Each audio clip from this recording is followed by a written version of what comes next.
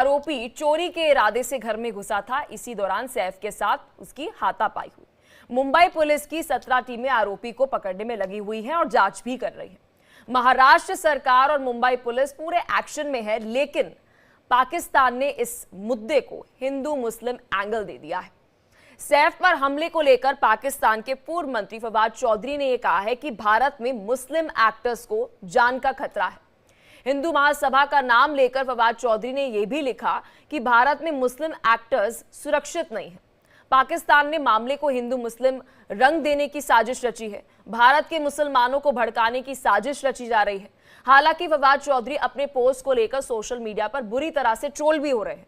पाकिस्तान के लोगों ने ही उन्हें अपना घर देखने की सलाह दी है, लेकिन फवाद चौधरी नहीं माने तो यह भी कहा कि पूरे पाकिस्तान को भारत के मुसलमानों के अधिकारों की आवाज उठानी चाहिए। जाहिर है कि पाकिस्तान हमेशा भारत के मुद्दे में घुसकर प्रोपेगेंडा की साजिश रचता आया है, जबकि पाकिस्तान का हाल यह है कि वहां पर हिंदू मुसलमान कोई भी सुरक्षित नहीं है। हर दिन पाकिस्तान में आतंकी हमले हो रहे हैं। टीटीपी और बीएलए लगातार ब्लास्ट कर रहे हैं। आए दिन बेगुनाह और निर्दोष लोग मारे जा रहे हैं और दूसरी तरफ पाकिस्तान के अंदर माइनॉरिटीज की हालत किसी से भी छिपी नहीं है। हिंदू बेटियों और महिलाओं के साथ अत्याचार की हद पार की जा रही है। अपना घर संभालने की बजाय पाकिस्तान हमेशा भारत के मुद्दों में घुसकर अपनी गंदी राजनीति करने की कोशिश करता है। आज विस्तार से इसी मुद्दे पर चर्चा करेंगे। मेहमान हमारे साथ जुड़ चुके हैं, परिचय आपको करा देते हैं। Major general A K. सिवाच हमारे साथ रक्षा विशेषज्ञ जुड़ गए हैं, साथ ही हमारे साथ ब्रिगेडियर शरदेंदु रक्षा विशेषज्ञ हमारे साथ जुड़ चुके हैं। बहुत शुक्रिया आप दोनों का अपना कीमती समय देने के लिए। Jai Hind sir. Major general A K. Siwach ji, sir मैं आपके साथ शुरुआत करूंगी। अपने गिरेबान में तो पाकिस्तान झांक नहीं रहा, जहां पर माइनॉरिटीज जो है, माइनॉरिटीज तो छोड़िए, आपके आम नागरिक भी अगर हम वहां पर बात करें धर्म से छोड़कर, वो भी सुरक्षित नहीं है अब तो, और आप भारत के ऊपर इस तरीके का नैरेटिव एलिगेशन जो है लगा रहे हैं। हाँ बिल्कुल, देखो ये सच्चाई है कि पाकिस्तान का ट्रैक रिकॉर्ड बहुत खराब है।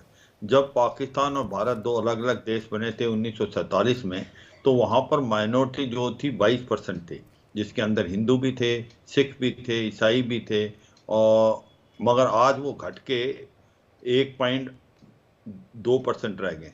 तो वो कहाँ चले गए? या तो वो मार दिए गए, या वहाँ से भाग गए, या उनको कन्वर्ट कर दिया गया। ये सच्चाई है कि वहाँ पर जो भी माइनॉरिटीज हैं उनको सेकंड क्लास सिटीजन माना जाता है।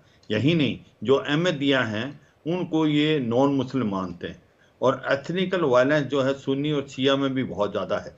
तो ये जो बता रहे हैं पाकिस्तान, इनको अंदर झांकना चाहिए। वहाँ पर कोई सेफ नहीं है। और जिस प्रकार से हिंदू और सिख बच्चियों को ये उठा के अगवा करके और उनका धर्म बदल के ये मुसलमान बना के और लोगों से शादी करते हैं, वो कौन भूल सकता है। ननकाना साहिब जो कि एक प्रकार से गुरुद्वारा है, जो ग्रंथी है, उसकी लड़की को भी उठा लिया था। तो ये सच्चाई है। पाकिस्तान एक टेररिस्ट स्टेट है, पाकिस्तान एक सिविलाइज नेशन नहीं है।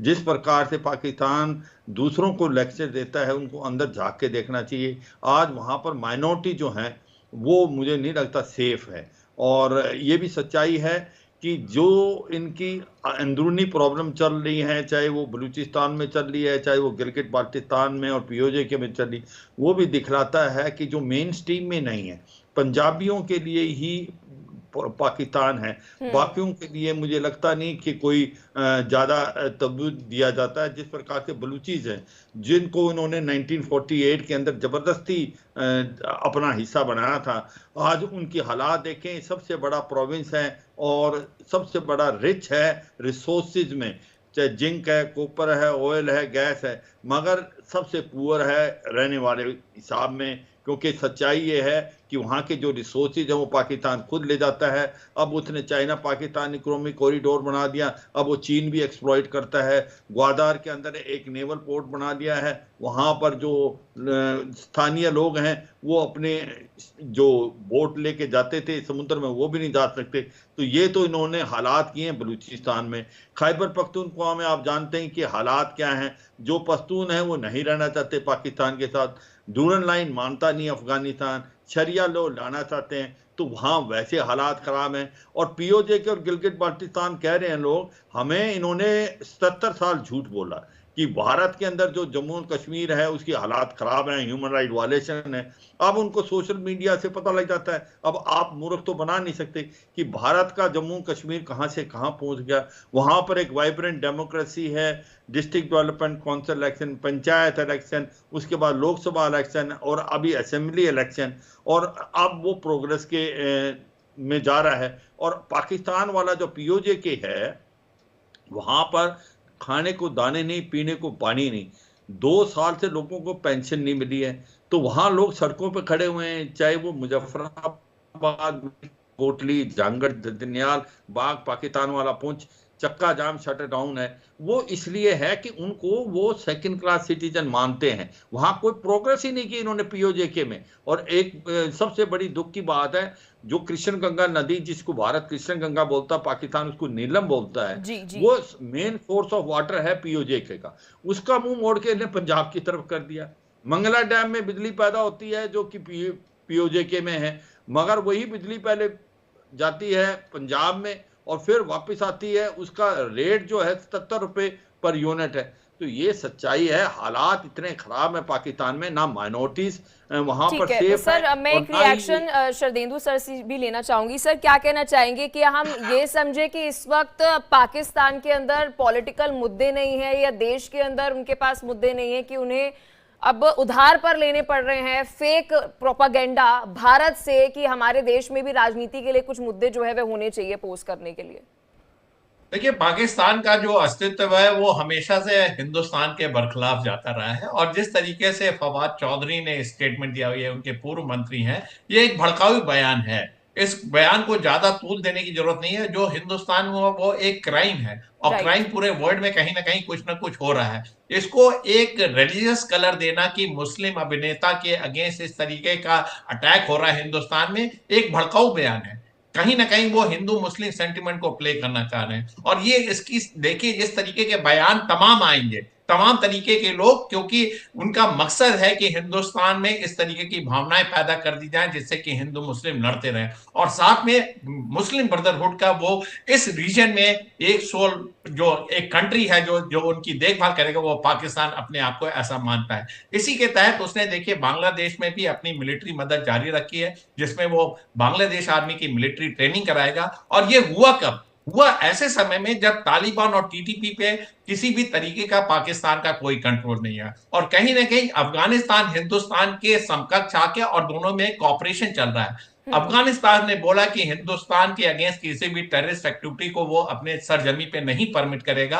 और जब टीटीपी का कंट्रोल खैबर पख्तूनख्वा में बढ़ता हुआ नजर आया तो पाकिस्तान में एक तरीके की बौखलाहट हुई। अब वो कैसे इसको काउंटर करे? तो वो तमाम तरीके के ऐसे नापाक इरादों पे काम कर रहा है जिससे कि वो हिंदुस्तान को कॉर्नर कर सके। इसी के तहत उसने बांग्लादेश में अपनी पहट बढ़ाई, और वहां पे मुस्लिम फंडामेंटलिस्ट जो आज की डेट में रूल कर रहे हैं, उनके साथ एक तरीके का मिलिट्री कॉपरेशन एस्टेब्लिश किया। अगर आप पूरी पृष्ठभूमि देखें तो कहीं ना कहीं वो हमेशा हर एक एक्शन में हिंदुस्तान के बरखिलाफ जाने की कोशिश करता रहा, क्योंकि उसका मकसद है अपने जनमानस का जो उनके जो थॉट प्रोसेस है उसको डाइवर्ट करना। क्योंकि पाकिस्तान की इकोनॉमी आपको पता है, मिलिट्री का क्या हाल है, चाइना का पूरा अधिपत्य सी पैक पे है। तो इन सारी चीजों को अगर आप मद्देनजर रखें तो आज की डेट में मेरे को इसमें कोई शक नहीं कि पाकिस्तान को अगर रोग स्टेट या फेल्ड स्टेट आप करार कर देते हैं, क्योंकि देखिए बलूचिस्तान की समस्या ईरान, बलूचिस्तान और पीएलए का जिस तरीके का एक्शन है उसको वो कंट्रोल नहीं कर पा रहा। खैबर पख्तूनख्वा अलग है, पीओके अलग है। एक पंजाब का ही ऐसा रिजीम है जो पूरे पाकिस्तान को वो कंट्रोल करता है, और उनमें किस तरीके के लोगों की बहुतायत है। वो सामंतवादी, वो स्मगलिंग करते हैं, ड्रग पैडलिंग करते हैं, ह्यूमन ट्रैफिकिंग करते हैं, और तमाम तरीके के उनके जो आका है वो मिडिल ईस्ट में बैठे हुए, कहीं ना कहीं से वो उनका इस तरीके का बिजनेस चल रहा होता है। तो पॉलिटिकल इनस्टेबिलिटी है। आपका सबसे बड़ा पॉपुलर लीडर, आपने उसको जेल में बंद करके रखा है, उसका बहुत बड़ा तहरीक इंसाफ पार्टी का काफी बड़ा सपोर्ट खैबर पख्तूनख्वा में, और साथ में सबसे बड़ा सेटबैक जो आपने सेल्फ गोल किया है वो तालिबान पे 24 दिसंबर की रात को जो आपने स्ट्राइक किया है, उससे आपको बहुत क्षति हुई। इस क्षति की भरपाई पाकिस्तान नहीं कर पा रहा, लिहाजा वहां बौखलाहट है। इसीलिए वहां पे फवाद चौधरी जैसे लोग इस तरीके के स्टेटमेंट देते हैं। जनता का इससे कुछ लेना देना नहीं। रिएक्शन इस पर चाहूंगी सर, क्योंकि मैंने हाल फिलहाल में देखा है, मैं एक देश की बात नहीं करूंगी, अलग अलग देशों की अगर बात करूं, अपनी आप जो देश की राजनीति यानी कि आपकी डोमेस्टिक, जो मैं जियोपॉलिटिक्स से हटकर यहाँ पर देश में जो आपकी पॉलिटिक्स चल रही है, आप उसे दूसरे देश के साथ जोड़ के जो है मेजॉरिटीज को बोल रहे कि देखिए वहां पर आप माइनॉरिटीज है तो देखिए आपके साथ कितना गलत हो रहा है। ये मैंने देखा, ऑब्जर्वेशन की ये हो रहा है हाल फिलहाल में। देखो, ये चैंपियन बनना चाहते हैं। फवाद चौधरी कोई पहली बार नहीं बोल रहे ऐसे, क्योंकि पाकिस्तान तो अब सिविल वार की तरफ जा रहा है। कहीं ना कहीं ये माइंड डाइवर्ट करना चाहते हैं अपनी आवाम का। वो तो फेल हो चुके हैं, वो भारत की तरफ उंगली उठा रहे हैं। वो चैंपियन बनना चाहते हैं मुस्लिम वर्ल्ड का। उनको ये नहीं पता कि भारत के अंदर जो मुस्लिम हैं वो सेफेस्ट हैं वर्ल्ड में।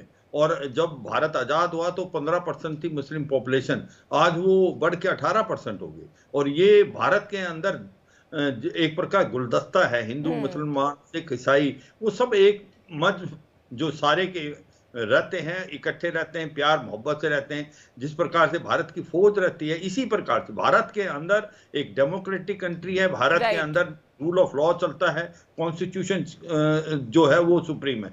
मगर पाकिस्तान क्या कर रहा है? पाकिस्तान खुद तो फेल हो रहा है। अब वो किस प्रकार से डाइवर्ट करे अटेंशन लोगों की, और किस प्रकार से भारत के अंदर वो एक प्रकार से अवाम के बीच में टकराव पैदा करे, तो ये कार्रवाई कर रहा है। सच्चाई है कि पाकिस्तान की अपनी प्रॉब्लम में बहुत हैं और वो रिजॉल्व नहीं कर पा रहा है, क्योंकि और सब बार बार यही कहा जाता है कि पाकिस्तान में डेमोक्रेसी कभी फुलफाई नहीं। उसकी वजह है पाकिस्तान की आर्मी, क्योंकि पाकिस्तान की जो आर्मी है वो सबसे बड़ी प्रॉब्लम है पाकिस्तान की, और ये पाकिस्तान समझने को तैयार नहीं है। पहले तो वो डायरेक्ट रूल करते रहे कई साल, और अब उनको एक प्रकार से ट्रिक आ गई है कि पीछे से रूल करो, enjoy all authority without responsibility. एक गवर्नमेंट का, सिविल गवर्नमेंट का मुखड़ा बना देते हैं और उनसे रूल कराते हैं और अथॉरिटी खुद एंजॉय करते हैं। पहले इसी गवर्नमेंट, इसी फौज ने ये इमरान खान को लेके आए, जिसको बोलते थे कि ये इलेक्टेड प्राइम मिनिस्टर नहीं है, सिलेक्टेड प्राइम मिनिस्टर है। अब ये PMLN को ले आए, इमरान खान को जेल में बंद किया हुआ है। सच्चाई क्या है पाकिस्तान की फौज का? देखो, हर देश के पास फौज है, पर पाकिस्तान में फौज के पास देश है।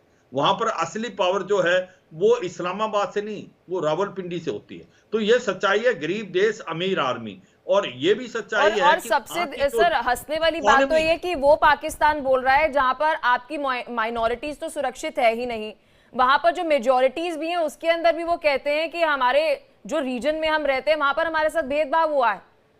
बलूचिस्तान की अगर हम बात करें, यहाँ पर हम अलग अलग रीजन्स की बात करें, POJK के ऊपर सर हम कुछ दिन पहले डिस्कस कर रहे थे, तो आपके देश के लोग जो मेजॉरिटीज कह रहे हैं कि हमारे साथ सही नहीं हो रहा, हमारे साथ अन्याय हो रहा है।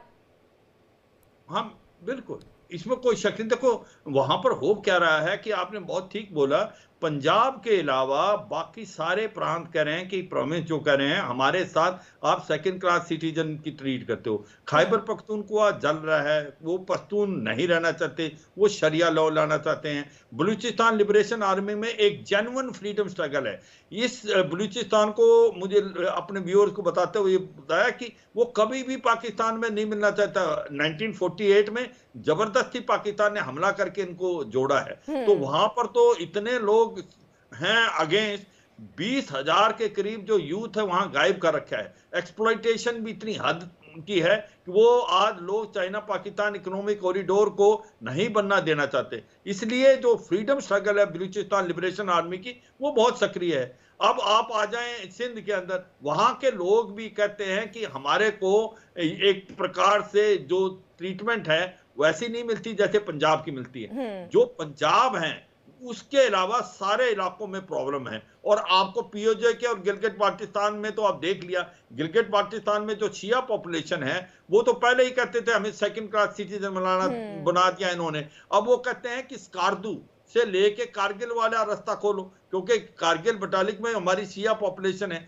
सच्चाई यह है कि खुश कौन है पाकिस्तान में? पंजाब के अलावा वहां पर कोई खुश नहीं। इसीलिए सब कह रहे हैं कि आतंकवाद वहां बढ़ता जा रहा है, पॉलिटिकल इंस्टेबिलिटी है, इकोनॉमिक क्राइसिस है। तो पाकिस्तान एक सिविल वार की तरफ जा रहा है और पाकिस्तान अपनी प्रॉब्लम तो समझ नहीं रहा, दूसरों पे उंगली उठा रहा है, भारत की तरफ उंगली उठाता है। क्योंकि अब भारत का साथ तो उसका कोई मुकाबला नहीं, हम तो बात करते नहीं। भारत कहीं 5th लार्जेस्ट इकोनॉमी है, आने वाले समय में 3rd लार्जेस्ट इकोनॉमी बनेगा, 4th लार्जेस्ट मिलिट्री पावर है। हमने आज डॉकिंग कर दिया, हमने हर जगह में हम कामयाबी हासिल कर रहे हैं, और पाकिस्तान एक फेल स्टेट है, एक टेररिस्ट स्टेट है। ये सच्चाई है, पाकिस्तान को ये समझना चाहिए। भारत पाकिस्तान के साथ तुलना नहीं करना चाहता, भारत बहुत आगे पहुंच गया है। भारत का जो दर्जा है वो फर्स्ट 4th कंट्रीज में, तो ये सच्चाई है, पाकिस्तान को समझना चाहिए। शरदेंदु जी, आप इसमें क्या कहेंगे, क्योंकि सर ने बहुत महत्वपूर्ण बात बोली कि यहाँ पर तो आप पैरेलल ड्रॉ कर ही नहीं सकते, आप कंपैरिजन ही नहीं कर सकते। आप भारत के साथ कंपैरिजन कर रहे हो जहां पर महाकुंभ जैसा आयोजन होता है, यहाँ पर ईद भी मनाई जाती है, यहाँ पर इतना हम कल्चरली इतने रिच है कि हर एक त्योहार को जो है वो खूबसूरती से हम मनाते हैं, और उसके बावजूद आप ये इस तरह के एक छोटे से क्राइम के ऊपर आप एक नैरेटिव सेट कर रहे हैं, अपने देश की राजनीति के अंदर एक मुद्दा बनाने की कोशिश कर रहे हैं। देखिए, आज की डेट में पूरा डिजिटल वर्ल्ड है, और जिस तरीके के बयानात पाकिस्तान से आते हैं पूरे वर्ल्ड में ये सुर्खियां बटोरते हैं। मेरा मानना है कि हिंदुस्तान एक महान देश है, इसमें कोई शक नहीं है। हमारी तरक्की पूरी दुनिया ने देखी है, हमारी शौर्य गाथा, हमारा जो विश्व बंधुत्व है, विश्व मित्र का जो कॉन्सेप्ट है वो पूरी दुनिया जानती है, और हमारी एक साख है विश्व में। लेकिन मैं एक चीज इसमें ऐड करना चाहूंगा, इस तरीके के जो एलिमेंट बार बार इस फवाद चौधरी जैसे एलिमेंट जो बयान देते हैं उस पर हम साइलेंट नहीं रह सकते, आपको इसका जवाब देना पड़ेगा। हमारी गलिबल जनता है, ऐसा ना हो कि वो इसको सच मान ले और हिंदुस्तान में जो भड़काऊ तत्व है वो इसका एडवांटेज उठाएं। तो हमें कहीं ना कहीं एक तरीके से डिप्लोमेटिकली आपको इसका खंडन करके एक तरीके से पाकिस्तान को जवाब देना पड़ेगा, जिस लेवल पे उन्होंने जवाब दिया है। आज की डेट में टिट फॉर टैट का जमाने की चलती चली जा रही है। आपको कुछ ना कुछ, चाहे वो बांग्लादेश है चाहे पाकिस्तान है, बहुत हो गया। पिछले 6 महीने से इस तरीके के वारदातें हो रही हैं, बयानात आ रहे हैं, आपको उसको काउंटर करना पड़ेगा, और साथ में आपको एक इमेज प्रोजेक्शन देना पड़ेगा, और साथ में उन सारी ताकतों को कॉर्नर करना पड़ेगा जो इस तरीके की गतिविधियों को बढ़ावा देते हैं। हिंदुस्तान में भी तमाम तरीके की ऐसी गतिविधियां लोग इसको दबी आवाज में बोल सकते हैं, उसको भी काउंटर करने की जरूरत है। तो आप खुद सशक्तिशाली हैं, लेकिन आपका नेबर भी आपसे सही तरीके से बर्ताव करे, ये आपको इंश्योर करना पड़ेगा। इसके लिए डिप्लोमेटिक चैनल है, इसके तरीके के तमाम तरीके के विश्व के फोरम है जिसमें आप इस तरीके की आवाज को उठा सकते हो, और कहीं ना कहीं पाकिस्तान को लगातार कॉर्नर करने की जरूरत है। देखिए, पाकिस्तान के पीछे कहावत रहती है, इग्नोरेंस इज अ ब्लिस। तो ये जो फ्रिंज एलिमेंट्स है पाकिस्तान के, जो कुछ भी कमेंट कर देते हैं हमारे देश की सेक्युलरिज्म के ऊपर, विविधता के ऊपर इस तरह के कमेंट बाजी करते हैं, तो क्या इन्हें इतनी इंपॉर्टेंस देनी चाहिए? नहीं, ठीक है, आप इग्नोर कर सकते हैं, लेकिन लगातार जब इस तरीके की बातें होती रहती हैं, जब बांग्लादेश और पाकिस्तान मिलकर बातें करते हैं और एक तरीके का ब्रदरहुड की बातें करते हैं, तो आपके खुद के रीजनल इंटरेस्ट, आपके जो एशिया में जो आपकी पकड़ है वो कमजोर होने के लिए तमाम ताकतें काम कर रही, तो आपको इन सब का काउंटर करना पड़ेगा। और तमाम के विश्व के फोरम है, आप एक सुटेबल तरीके से डिप्लोमेटिक लेवल पे, पॉलिटिकल लेवल पे आपको इस तरीके का जवाब देना पड़ेगा। और साथ में सेना और तमाम तरीके के सिक्योरिटी फोर्सेस सजग रहें, क्योंकि तमाम तरीके के विघटनकारी तत्व हिंदुस्तान में भी ऑपरेट कर सकते हैं, तमाम छोटी बड़ी घटनाओं को अंजाम दे सकते हैं। तो इसके लिए हमें चौकन्ना रहने का, हम रिएक्शन की बात नहीं कर रहे हैं, लेकिन इसको एक टॉलरेंस का एक लिमिट होता है। तमाम तरीके के आलतू फालतू बयानात को यहाँ पे दिखा के एक जनमानस की जो भावनाएं हैं उसको भड़काने की कोशिश की जाती है, तो उसको काउंटर करना है। विश्व में देखिए, पाकिस्तान अलग थलग पड़ा है। आज की डेट में विश्व में अगर पाकिस्तान की कोई मदद करता है तो कुछ मिडिल ईस्ट के कंट्री हैं जहां से उनको फाइनेंशियल एड मिलती है, और साथ में चाइना उनके साथ खड़ा है। चाइना इसलिए खड़ा है क्योंकि तमाम तरीके का वहां पे इन्वेस्टमेंट हो रखा है, उसके $60 बिलियन का इन्वेस्टमेंट है सीपैक पे, वो इसको छोड़ नहीं सकता। तो ये सारी चीजों को अगर आप मद्देनजर रखते हैं, तो मेरा कहने का मतलब यह है कि रादर देन म्यूट दर्शक बने रहे और हम उसको अपने लेवल पे डिनाई करते रहे, विश्व फोरम में तमाम ऐसे सम्मेलन होते हैं, कॉन्फ्रेंस होती है, उसमें इसको एक्सपोज किया जा सकता है। और पाकिस्तान देखिए at the verge of collapse है। अगर हिंदुस्तान चाहे उनकी विघटनकारी ताकतों को बढ़ावा देके पाकिस्तान के 4 हिस्से जब चाहे तब कर सकता है, लेकिन हमारी ये पॉलिसी नहीं है। हम को एग्जिस्टेंस में बिलीव करते हैं, हम समृद्धशाली अपना नेबर चाहते हैं, लेकिन एक लिमिट होती है। बांग्लादेश में जिस तरीके से माइनॉरिटीज पे हमले हुए, पाकिस्तान में माइनॉरिटीज का एलिमिनेशन करीब करीब हो रखा, और टाइम टू टाइम कितने समय तक आप नेपाल से लेके म्यांमार से लेके मालदीव सारे के सारे कोई ना कोई हिंदुस्तान के खिलाफ बयानात देते हैं। तो लिहाजा हमें डिप्लोमेटिक लेवल पे इन सारों को बताना पड़ेगा कि आप हिंदुस्तान के साथ को एग्जिस्ट कर सकते हैं। इस तरीके के भारत के खिलाफ विघटनकारी जो ताकतें हैं उनको रोकना पड़ेगा, और आपको एक सूटेबल रिप्लाई डिप्लोमेटिक चैनल पे आपको देना पड़ेगा। एक लिमिट होती है सहने की भी, अब वो क्रॉस हो चुकी है कि क्या अब कोई एक्शन लेने की जरूरत है कि आप बैठकर अपना खोलते हैं एक्स अकाउंट और उस पर कुछ भी डाल देते हैं और बोल देते हैं? देखो, ये फवाद चौधरी जो जैसे एलिमेंट हैं, ये एक प्रकार फ्रेंच एलिमेंट है ना, ये अभी गवर्नमेंट में है, ये राइट। पुराना मिनिस्टर है। तो सच्चाई है, जब अगर इसके ऊपर आप ज्यादा कमेंट करने पड़ते तो जो चीज अभी तक सुनने में नहीं आ रही, वो फिर इसको अनड्यू एडवांटेज मिलता है। तो इसको बहुत डिप्लोमेटिकली हैंडल करना पड़ता है। सबको पता है कि भारत के अंदर क्या ट्रैक रिकॉर्ड है, भारत के अंदर माइनॉरिटी सबसे सेफेस्ट है, इसमें कोई शक नहीं। सच्चाई यह है कि पाकिस्तान की खुद की क्रेडिबिलिटी तो है नहीं। अभी आप देखें कि आपको ये जो मीडिया है कवर कर रहा है आज की तारीख में जोरों से, कि पाकिस्तान के जो लोग जाते हैं सऊदी अरेबिया, यूएई वगैरह, वो एक प्रकार क्रिमिनल एक्टिविटी में इन्वॉल्व हैं, उनको जेलों में बंद किया गया है, उनके पासपोर्ट जब्त करके उनको वापस भेजा गया है। वहां जाके वो बैगिंग करते हैं, वहां जाके ह्यूमन ट्रैफिकिंग करते हैं, वहां जाके वो ड्रग्स को करते हैं, वहां वो मनी लॉन्ड्रिंग और टेररिस्ट फंडिंग के अंदर भी इन्वॉल्व हो गए कुछ एक।